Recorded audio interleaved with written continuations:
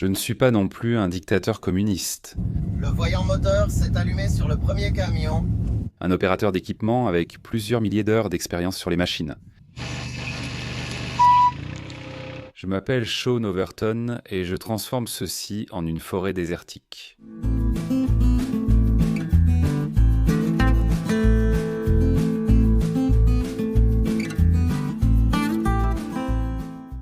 La vie dans le désert tourne autour de l'eau.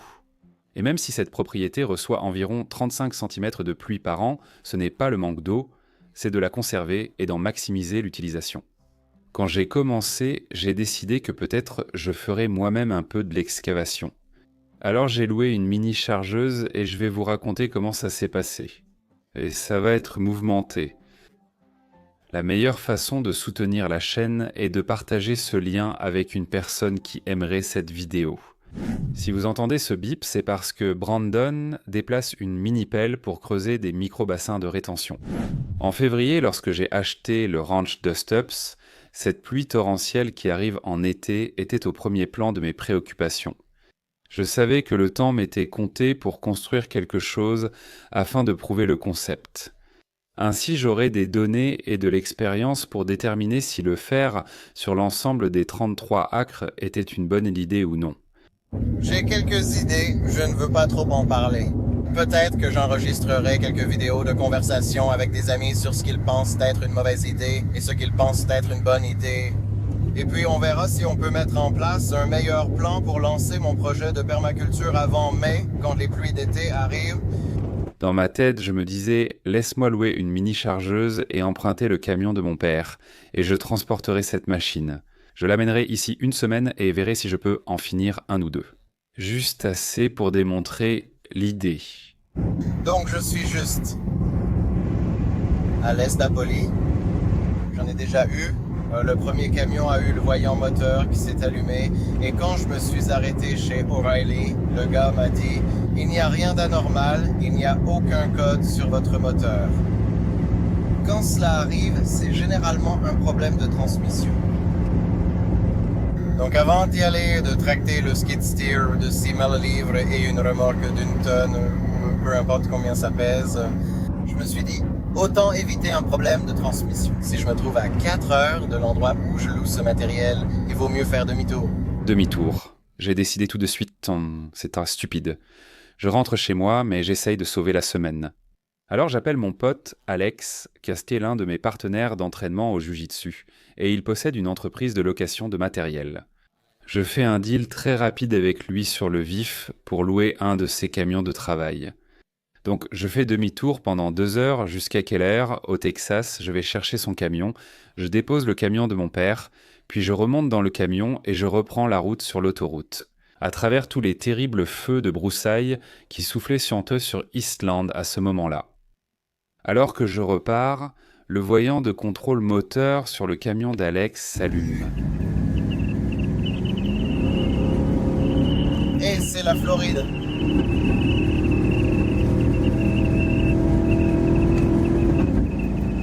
Alors je m'arrête encore une fois chez O'Reilly et je demande au gars de lire le code moteur. Donc tu as eu un raté d'allumage aléatoire. D'accord. Ensuite, le système Fuel Champ Linkbank 1, qui pourrait être ton carburant. D'accord.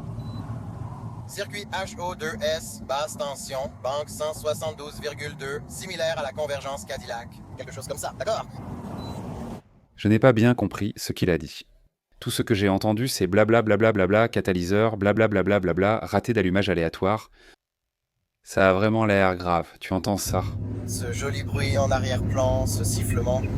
Ça veut dire que je ne sais pas ce que je fais quand il s'agit d'attacher mon équipement. Ce n'est guère surprenant parce que je suis un total amateur et je ne sais pas ce que je fais. Je suis en plein centre d'Odessa en ce moment. Je viens juste de finir le contrôle voyant moteur. Scanner, parce que ce camion a plus de 10 000 miles au compteur. C'est l'heure de l'entretien et je ne l'ai pas fait. Eh bien, l'entretien doit être fait. Donc, nous avons quelques problèmes connus et j'ai bien terminé ce scan. Le propriétaire du camion pense que tout va bien, de le prendre là-bas, tant que le camion marche bien. Aucun problème constaté. Mais mon calendrier est tellement serré, je pensais vraiment que j'allais être en train de ramasser la chargeuse compacte à 7 heures du matin, peut-être 8 heures ou plus tard, et c'était complètement irréaliste. En ce moment, il est presque 1 heure de l'après-midi et j'ai encore 4 heures de route, rien que pour arriver au pied de la propriété. Je me dis simplement que je n'y arriverai pas aujourd'hui. Je pense que le meilleur scénario serait de récupérer ce chargeur compact et ensuite de passer la nuit à Van Born, puis de faire de mon mieux demain matin. Et j'admets être amateur, ce n'est pas grave. Tout prendra 3 fois plus de temps que prévu. Et quand j'arrive enfin chez United à 1 heure de l'après-midi, alors que j'espérais y être à 8 heures du matin, je regarde les gars charger le matériel. Et j'ai juste cette affreuse sensation dans l'estomac, je n'ai jamais été près d'une chargeuse compacte et ça me trotte dans la tête. Tu dois trouver comment conduire ce truc hors de la remorque sans personne pour t'aider. Tu n'as pas le manuel pour ce truc, tu n'as pas accès à Internet là-bas. Ça ne me semble vraiment pas être une bonne idée. Les gars chez United m'ont laissé filmer parce que je devais faire des choses basiques, comme les filmer en train d'utiliser les chaînes d'arrimage. Pour ne pas avoir à comprendre ça tout seul, en plein désert, j'avais besoin d'une vidéo où je voyais quelqu'un le faire. Comme ça, si je rencontrais un problème que je ne pouvais pas résoudre tout seul, j'aurais au moins quelque chose à consulter. Et le fait de vous raconter cette histoire rend tout ça plus clair. Pour moi, quelle idée horrible! Tout cela était parce que j'étais terriblement mal préparé, même pour envisager de réussir ça. Et heureusement, alors que je tirais la remorque, le voyant de contrôle moteur s'est rallumé et je pouvais juste sentir à la façon dont le camion roulait. Il n'aurait jamais pu tirer ce poids jusque-là sur les chemins de terre. Et j'avais l'excuse de devoir retourner chez United et de dire que ce n'était pas sûr pour moi de tirer cet équipement. Ils m'ont remboursé intégralement car je n'avais pas utilisé l'équipement. Et cette histoire est essentiellement à propos de rien qui se passe, mais je veux qu'elle parle du processus d'apprentissage. Quand on me demande, Sean, pourquoi tu ne viens pas le faire toi-même, eh bien, je ne suis absolument pas qualifié pour le faire moi-même. C'est bien plus intelligent pour moi d'avoir l'aide de quelqu'un qui sait ce qu'il fait avant de risquer de venir ici et d'avoir des problèmes catastrophiques. Ouais.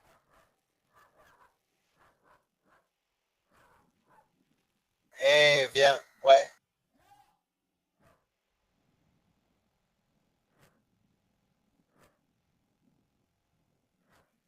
Eh bien, je n'ai pas apporté la radio et Brandon va venir ici. Cela signifie probablement qu'il y a eu un problème, ce qui illustre bien la situation. J'ai un opérateur d'équipement avec plusieurs milliers d'heures d'expérience sur les machines et pourtant les choses tournent mal. Donc je vais m'occuper de ça.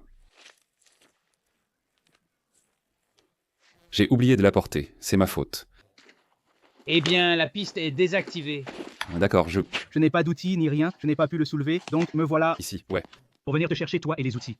Brandon a manipulé l'équipement et s'est retrouvé dans une position inconfortable, utilisant le godet pour pousser sur un vérin. Et puis tu vois cette graisse jaillir, c'est un peu dégoûtant, mais l'avantage c'est que ça enlève la tension sur la chenille. Ça m'a permis de manipuler la chenille et de la remettre directement en place. Il suffit juste de remplir avec de la graisse et ça va remettre la tension. Et si c'est Raising Up Watch. Oh wow! Génial. Je t'ai eu. Bien joué. D'accord, mec. Remets ça dans le camion.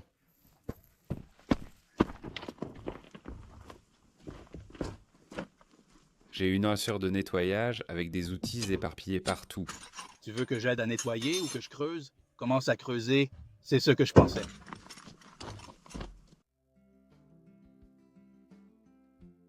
J'ai une grande vision de ce que je vais faire avec cette propriété. Elle fait 320 acres. Je dois non seulement réaliser mon rêve, mais je dois aussi le faire avec un budget très serré. Les commentaires de la première vidéo étaient remplis de suggestions utiles. On a proposé de creuser un puits, d'installer des récupérateurs de brouillard ou d'utiliser des déshumidificateurs. Toutes ces idées ont du mérite, mais elles vont être incroyablement coûteuses à mettre en œuvre à grande échelle. D'ailleurs, quand on dit il suffit d'acheter un avion, d'amener un bulldozer, de construire une piste ou d'arriver en hélicoptère, Je ne suis pas millionnaire, j'ai une petite entreprise.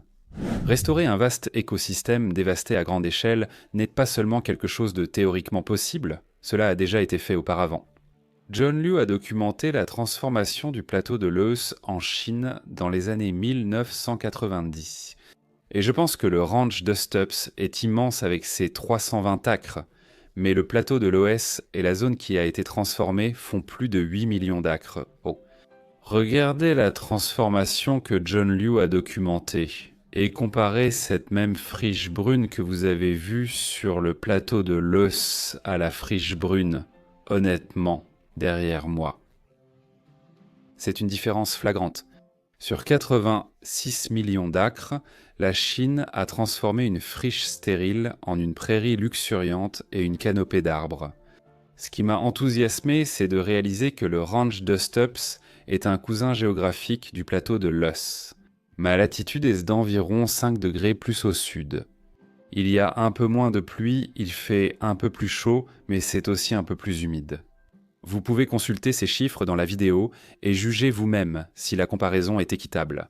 Ma terre fait 0,003% de la taille du plateau de Laos. Donc je sais que c'est faisable, mais je ne suis pas non plus un dictateur communiste avec du travail forcé à ma disposition. Donc une grande partie de la transformation sur le plateau de Laos a été réalisée à la main. Et penser à terraformer 86 millions d'acres avec des outils non manuels, c'est tout simplement incompréhensible. La stratégie essentielle du projet du plateau de Laos n'était pas de trouver l'espèce magique qui ferait tout. Ce qui, honnêtement, je pense, a été l'erreur sur laquelle je me suis vraiment concentré pendant probablement les 6 à 9 premiers mois, c'était de réfléchir aux plantes à choisir. Mais en réalité, la leçon du plateau de Laos, c'est l'importance de l'hydratation du sol, de capter chaque petite goutte de pluie possible. Et ensuite, si tu as de l'eau, les choses vont pousser. Je pense que faire fonctionner un bulldozer pour imiter le plateau de Laos coûterait probablement au moins quelques milliers de dollars par acre. Si je dois dépenser autant d'argent, il me semble qu'il serait beaucoup plus sage d'acheter simplement une terre plus saine. Pour commencer, je dois trouver un moyen d'obtenir le maximum de résultats avec le minimum d'investissement. Ce sol particulier peut absorber environ 30 cm d'eau par heure. C'est du loam sableux avec peu de matière organique. J'ai déjà fait mon propre test dans la micro-bassin où nous l'avons rempli d'eau et avons observé son drainage juste pour avoir une idée de la rapidité avec laquelle il va absorber l'eau.